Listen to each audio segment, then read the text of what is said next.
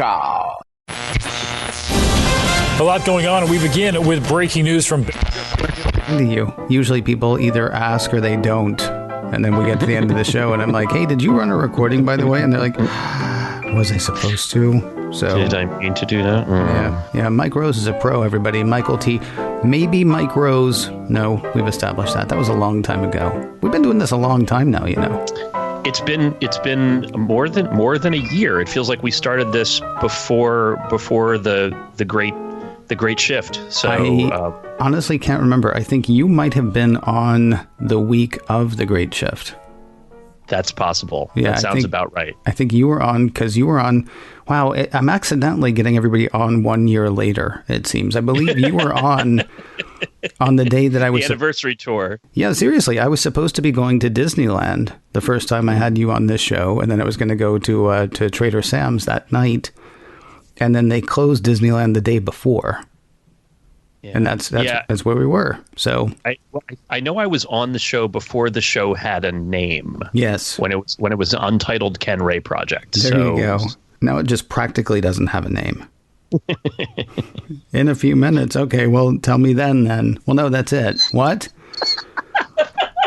Third base, I believe, is the only... We've reached the Abbott and Costello age of podcasting, the golden age. It seems like. So Monday, of course, everybody knows it's news to the guest. And Mike Rose does have a... Mike Rose, by the way, I apologize. Mike Rose of the Aftershow. And, of course, you know him from his time at the unofficial Apple weblog. And as we've discussed now, being here. Monday is, of course, it's news to... whoever the guest happens to be this week. It's news to Mike. Before we get to that, though, I want to talk really quickly about a topic that I know is near and dear to your heart. Please. I have I've downloaded the Marvel Unlimited app. Ooh. Yeah, I know. It's $10 a month, which is kind of extreme, but I've been watching WandaVision, and I'm like, there's so much stuff I don't know. I kind of want to go back, but the problem is then you get it, and they're like, right, here are 18,000 comics. Where do you want to start? Or more? And so I've started back at the very first issue of Captain America. Boy, is that bad. It's not quality. It's really a quantity play. There was a grocery store, still is a grocery store, but it's under new ownership in New York City called Fairway. Mm-hmm. And their Brooklyn outpost it's huge.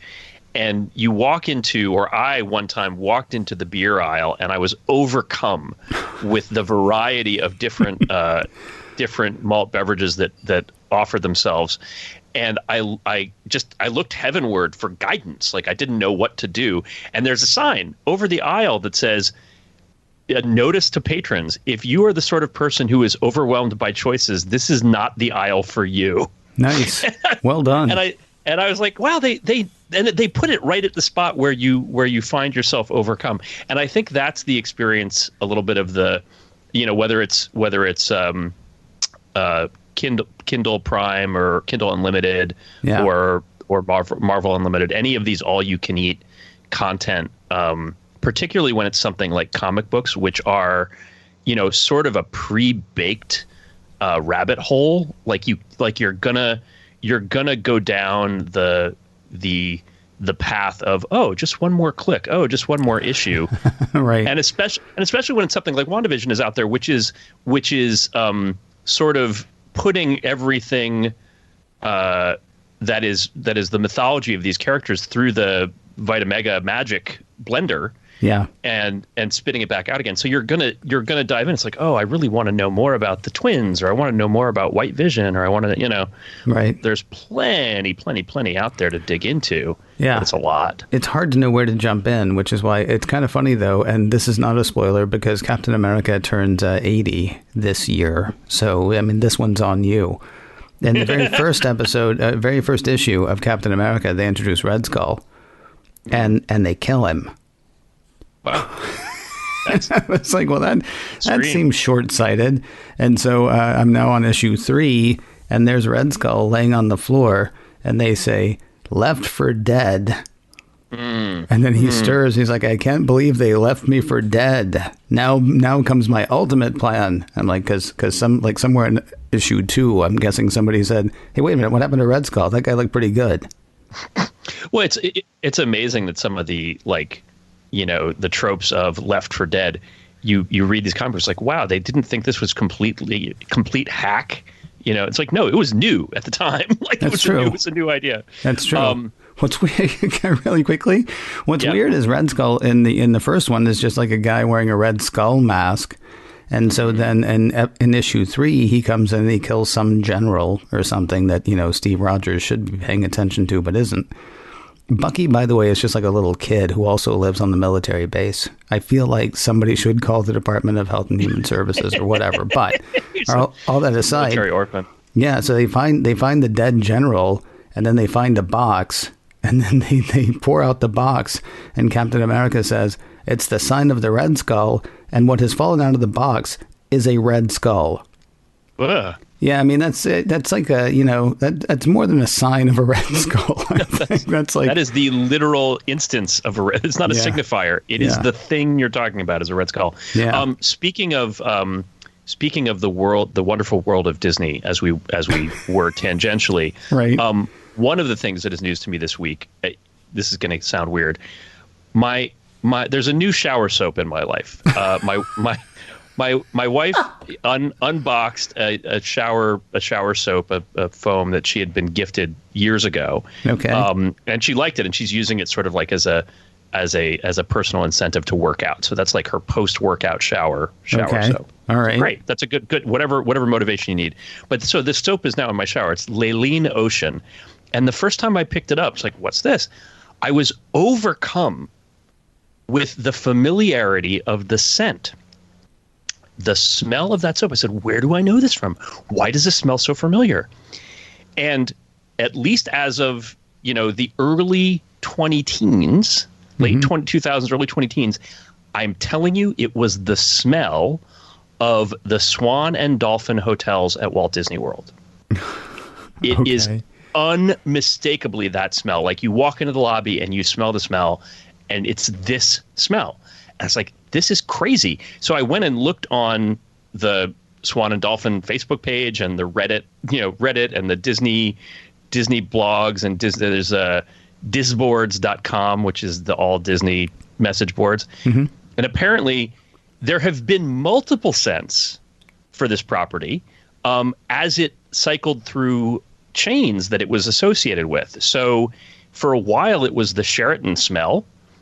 And then it was this mandarin and mandarin and mint scent. Okay. Now, apparently now it's the Weston smell, which is called white tea. But I'm telling you, when I was a frequent guest of the Dolphin in the 2010 to 2012 period, it was Leylene Ocean. It is unmistakable. It's crazy. No, I know none of this is actually what you were talking about with the... It wasn't. Yeah, with it's news to me. But I got to say one more thing really quickly, and then we will, promise, move on to something. Mm-hmm. They sell candles that are the scent of the Pirates of the Caribbean ride? Yes, it's the like, magiccandlecompany.com. I have a tab open for it right now. Yeah, you see, because that to me is like the least inviting part of the Pirates of the Caribbean ride, is that weird water smell. But they have like there is a candle called Rome Burning. I don't know what that's associated with, but there's one called Mouse Waffles. There's a one called Churro. I may have to get all of these candles. Okay, Churro actually sounds okay to me. So listen, we're like 10 minutes into what is normally like a 13-minute segment. Yeah, I'm gonna have to talk about what's news to me. So briefly, what's news to me? So within the past, this is as Monday as y'all are hearing this, and within a few hours of this podcast being released, I will be taking my elder daughter to get vaccinated, which is amazing. Really? Yes, she is a child-facing worker, so she is going to be eligible for the vaccine. But in New York, one of the interesting things that they're doing is they're taking the allocation of the Johnson & Johnson vaccine, which was just approved, emergency use authorized, and they're using it to provide overnight vaccinations in the city that never sleeps at 3 sites, one in the Bronx, one in Brooklyn, and one at the Javits Center in Manhattan. So we're going to be heading in for 1 a.m. Tuesday morning for her shot of the Johnson & Johnson vaccine. And the news piece of this to me is that there's actually a really complicated sort of multi-factor thing going on in terms of public perception around the J&J vaccine. So it is a single shot. It doesn't have the cold chain and the complex logistical requirements of the two mRNA vaccines. It's got 3 months of regular refrigerated shelf life. You can dose it out very easily. It's like logistically and simplicity wise, it's way easier to deal with. However, it was also tested. The phase 3 studies, the big 40,000 person studies, were done at a different time when the pandemic was in a different state and the variants and the situation was very different. So while the mRNA vaccines have a sort of baseline efficacy of a 2-dose regime that's in the 90% no symptomatic infection, the J&J vaccine has one that's in the 75% range. All three of them, the question is what you want as your endpoint. All three of them are amazing, like 99.999% good at keeping you from getting sick enough to go to the hospital and keeping you from dying. This is a really good thing. These are really, really excellent vaccines, but there's a perception or a potential perception that the J&J is not as good because of the different, baseline efficacy and because of the different contexts they were tested in. And now you have this single shot vaccine that has these logistical advantages, which is going to be used in a lot of circumstances where those advantages are really helpful. For example, low income communities, apartment complexes or public housing that have a lot of older people who can't travel to a vaccine site. So you're going to drive around or go door to door. And there's a concern about how that's going to be perceived. Are we dumping a less effective vaccine into underprivileged communities? That's a problem. That's a perception problem. That's or potentially a real problem. But here's the thing. Here's the part that was news to me. When you ask the people who are given a choice of 3 vaccines, or you could have the 2-shot or you could have the 1-shot, knowing everything that is known about the relative efficacy, knowing all that, and knowing, of course, that a vaccine that's not injected has an efficacy of 0%. People who are given the choice, a lot of them are saying, give me the Johnson & Johnson. You ask why? Why is 1 shot? Right. Why is I don't have to take off work twice.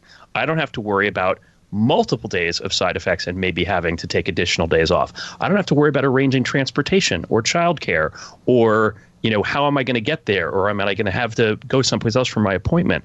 I don't have to worry about public transportation or not having a car or when I look at it, I'm in the most privileged position of all of this because I'm going for my second shot Monday, and I have a car, and I have schedule discretion, and I have the wherewithal to do it, and nobody bugging me about it, and I'm still freaked out because I have to deal with all these things. For someone who doesn't have those degrees of freedom, having to do a 2-shot regime, 3 weeks or 4 weeks apart. Right. is a cognitive, economic, and emotional burden. So, in fact, a lot of people are looking at this, even while there's this legitimate concern of, are we going to be perceived as dumping less effective or second-class vaccine into underprivileged communities? There's also people looking at this and saying, no, give me the 1 shot. Right. I would rather have this. The numbers don't give me the numbers. Give me the 1 shot because then I don't have to worry about it anymore. See, I think that was interesting to me. I wonder about that, honestly. If people are not, and I'm not saying they should, It's right. Well, if people are going to say, okay, you can have 1 vaccine or you can have 2. You can have 1 shot or you can have 2. Most people are going to say 1 without even wondering about the efficacy of it, I would think. Look, I know I should get a flu shot every year. I don't get a flu shot every year. Because my perception is, I don't know, I guess I'm going to be fine. And as I get older, I realize that's stupid, and it's probably been stupid the whole time. I don't know. I should probably start getting flu shots. Didn't this year because I wasn't going anywhere. But do mostly people understand that the flu shot only works if the flu shot works? Do we have an understanding that, okay, this is probably going to do something for me. There's an off chance that it's not going to, right? Depending on what strain of flu or something like that. Do people understand, or do most people consider, because I didn't before this year much, do most people consider, well, this is probably going to do it for you? I mean, or do we say, if the doctor says, well, you need this vaccine, people who are disposed to believe their doctors and, well, then give me the vaccine. And are they then, if somebody says, okay, do you want one or two? Is the next question out of somebody's mouth, which one works better? Or is the next question, so I could just have one and be done? And the answer is apparently it depends. I hesitate to use the phrase hand-wringing, but the anxiety or the level of concern around the perception that this is going to be, a second-rate treatment being sort of shoved into communities that have traditionally not been given the best hand, been dealt the best hand by the medical establishment or the government. That's a real thing. And the city of Detroit, the mayor of Detroit, has said, don't give us the J&J vaccine right now. Give it to somebody else. We're good with the Pfizer and Moderna that we have in terms of the demand we have based on people who are eligible. But I mean, here in New York, what's been really interesting is that news trucks have gone to Yankee Stadium and Javits and talked to people. And at Yankee Stadium, everybody's like, I'm good. This is good for me. In fact, some of the folks at Yankee Stadium are showing up in their Red Sox or Mets apparel because they're doubly happy to be at Yankee Stadium getting the vaccine and also able to slag the Yankees at the same time, possibly without worrying about being beaten. It's hilarious. There was a quote in the New York Times from someone who said, "I'm very happy to be here getting the vaccine. Of course, I'm often happy to be at the stadium because I'm happy whenever I'm here and the Yankees lose." Like, man, living your best life. Do it. Good to hear.